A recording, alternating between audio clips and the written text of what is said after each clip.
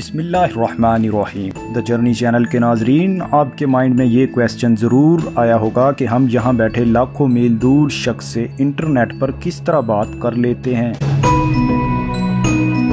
اسے تصویر یا ویڈیو بھیج لیتے ہیں، یا ہم فیس بک یا یوٹیوب پر کوئی ویڈیو ڈالتے ہیں تو دوسرے کنٹری میں بیٹھا شخص اس کو دیکھ لیتا ہے۔ یہ کیا طریقہ کار ہے؟ ایسا کس طرح ممکن ہے؟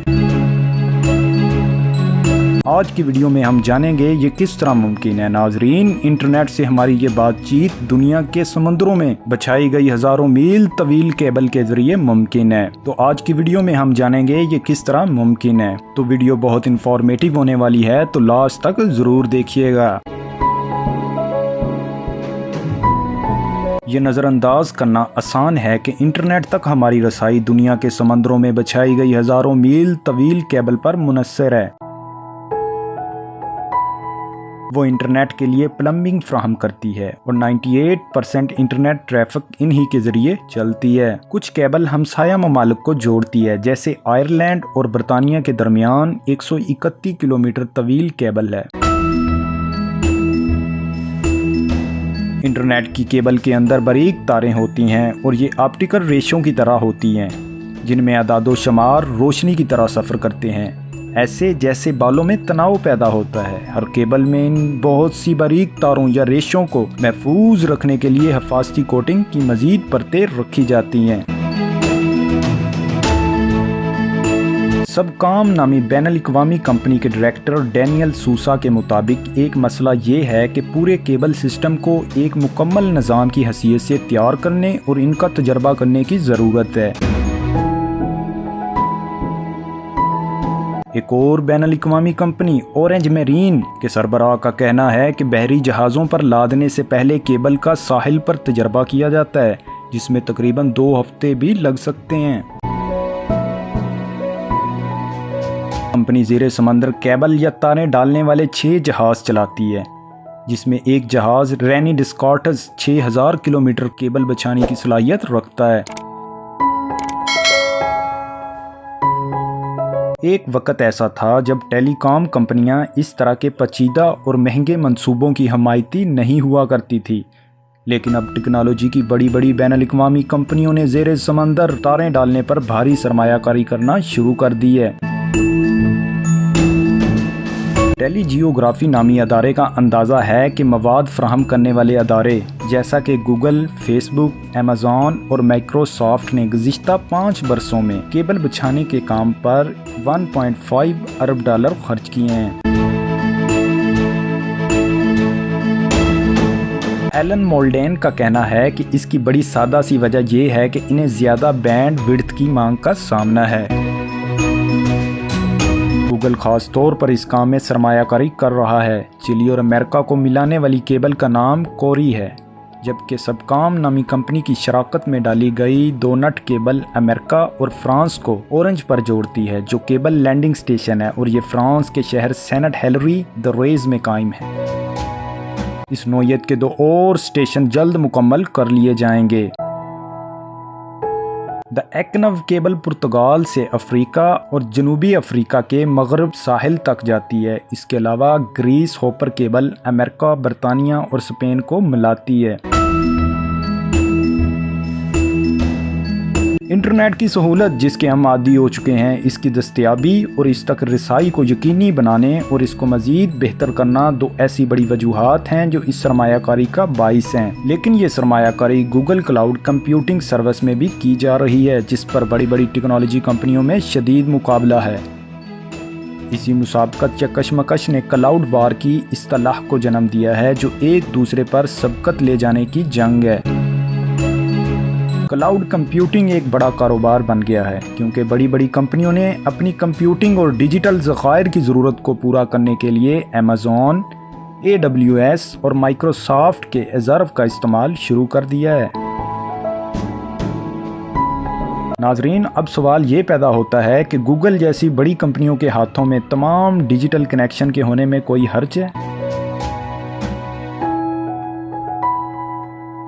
اس بارے میں ایلن مولڈین کا کہنا ہے کہ کیبل نجی کمپنیوں کے پاس ہے، اس لیے ان پر کسی ایک کی اجارہ داری نہیں ہے۔ اس کے بہت سے صارفین ہیں، یہ سب صارف کمپنیاں ایک ہی انفراسٹرکچر استعمال کرتی ہیں۔ ان نجی کیبلوں کی گنجائش یا صلاحیت صرف گوگل کو ہی فروخت نہیں کی جاتی، کچھ گنجائش مختلف ٹیلی کام کمپنیاں بھی استعمال کرتی ہیں۔ مثال کے طور پر اورنج اپنے صارفین کو ڈونٹ کیبل پر اضافی گنجائش فراہم کر رہی ہے۔ ایلن مولڈن کا مزید کہنا ہے کہ اس کی بڑی وجہ یہ ہے کہ دوسری کمپنیوں کے مقابلے میں ان کی بینڈ وڈتھ کی بہت زیادہ مانگ ہے۔ گوگل خاص طور پر اپنی کئی کیبل بچھانے میں سرمایہ کاری کر رہے ہیں۔ مولڈن زیر سمندر کیبل کو موٹر ویز سے تشبیہ دیتے ہیں، جہاں گوگل اور فیس بک کے تیز رفتار ٹرک سفر کرتے ہیں اور انہی موٹر ویز پر چھوٹی گاڑیاں بھی چلتی ہیں۔ دی جرنی چینل کے ناظرین، اب سوال یہ پیدا ہوتا ہے کہ زیر سمندر کیبل کا متبادل کوئی ہو سکتا ہے؟ اس سلسلے میں سیٹلائٹ پر کئی دہائیوں سے بحث ہو رہی ہے۔ لندن میں سیٹلائٹ چلانے والی ون ویب نے حال ہی میں اس کے 6 مرحلے کے سیٹلائٹ لانچ کیے ہیں، جبکہ ٹیسلا کمپنی کے مالک Elon Musk space x satellite technology میں سرمایہ کاری کر رہے ہیں اور ان کے اس منصوبے کا نام سٹار لنک پروجیکٹ۔ ناظرین، اب ہم ان دونوں ٹیکنالوجی کا موازنہ کرتے ہیں کہ زیادہ فائدہ مند کون سی ٹیکنالوجی ہے، زیر سمندر تاریں یا سیٹلائٹ۔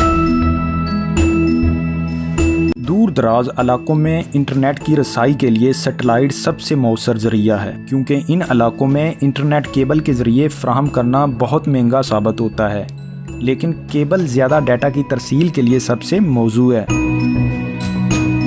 مولڈن اس بارے میں کہتے ہیں کہ بھاری ڈیٹا کے دنیا کے بڑے بڑے ڈیٹا مراکز کے درمیان تبادلہ صرف زیر سمندر کیبل سے ہی ممکن ہوگا، لیکن کیبل پر انحصار نے بڑی بڑی ٹیکنالوجی کمپنیوں کو جغرافیائی سیاست کی طرف دھکیل دیا ہے۔ اس سال مارچ میں فیس بک نے کیلیفورنیا اور ہانگ کانگ کے درمیان کیبل بچھانے کا کام بند کر دیا ہے۔ اطلاعات کے مطابق فیس بک نے ایسا امریکہ کے قومی سلامتی کے حکام کے دباؤ کے تحت کیا۔ دوسری جانب شاہی بحریہ نے اعلان کیا ہے کہ وہ ایک ایسا بحری جہاز بنا رہی ہے جو دفاعی نقطہ نگاہ سے اہم کیبل کی نگرانی اور حفاظت کرے گا۔ یہ جہاز سمندر کے نیچے شرانگیز کارروائیوں کے بڑھتے ہوئے خطروں کے پیش نظر تیار کیا جا رہا ہے۔ ان مشکلات کے باوجود ایک مسئلہ جو اکثر کیبل کے ساتھ درپیش رہتا ہے وہ ان کی دیکھ بھال اور مرمت کا ہے۔ یہ کیبل ماحول یا انسانی سرگرمیوں کی وجہ سے ٹوٹ پھوٹ کا شکار ہو سکتی ہے، جس کو فوری طور پر مرمت کرنا پڑتا ہے، ورنہ انٹرنیٹ منقطع ہو جاتا ہے۔ اورنج کمپنی کا ایک میرین کیبل شپ، یہ زیر سمندر تاریں ڈالنے اور ان کی مرمت کرنے والا بحری جہاز، گزشتہ دنوں عوامی جمہوریہ کانگو کے ساحلوں پر سمندر کے اندر ڈالی گئی تاروں کی مرمت کر رہا تھا۔ انسانی سرگرمیوں اور نقل و حرکت سے ان تاروں کو زیادہ خطرہ رہتا ہے۔ جن سمندروں میں ماہی گیر جال ڈال کر مچھلیاں پکڑتے ہیں، وہاں ایسے مسائل اکثر پیش آتے رہتے ہیں۔ سن 2016 میں چینل آئس لینڈ کا عارضی طور پر انٹرنیٹ کا رابطہ باقی دنیا سے منقطع ہو گیا تھا جب ایک بحری جہاز کے لنگر سے تاریں ٹوٹ گئی تھی۔ ان تاروں کو فوری طور پر مرمت کرنا پڑا تاکہ اس سے کم خلل پڑے۔ تو آج کی ویڈیو میں اتنا ہی، امید کرتا ہوں آج کی ویڈیو سے آپ کو کافی کچھ جاننے کو ملا ہوگا۔ تو ملتے ہیں ایک اور انفارمیٹیو ویڈیو میں، تب تک کے لیے اللہ حافظ۔